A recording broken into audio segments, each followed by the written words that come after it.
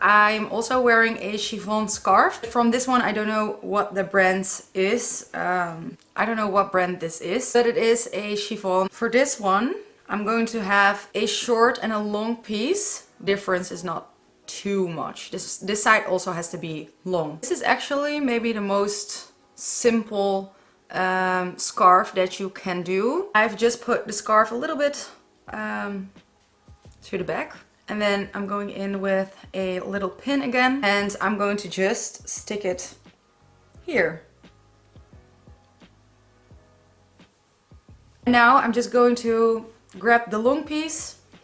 And I'm just going to go around.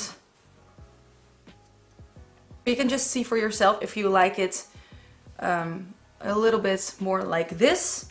This is also nice if you want to wear necklaces, because you can still like show a little bit of a necklace. And then you can also just pull it a little and wear it like this. Sorry, I'm using a new camera and every time looking up, I really have to get used to looking straight into the camera. I'm sorry. This is basically the second style. Super easy, super simple. I wish I knew these styles when I was just wearing, when I just started wearing my scarf, because I deleted all the pictures of the scarves I was wearing and it looked, oh my god, it looked so terrible. So for the last style, I'm going to use this, I think they call this a crepe, right?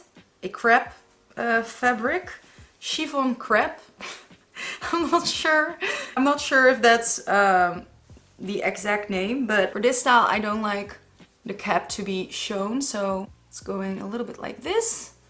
I'm going to clip it. Okay, now it's really covering my forehead. I know it's big, but we can show a little bit of that. And then it's really simple, because now I'm just going to bring this one to this side and this one to this side, and then just going to make sure. Whoa. Oh my god, the sun.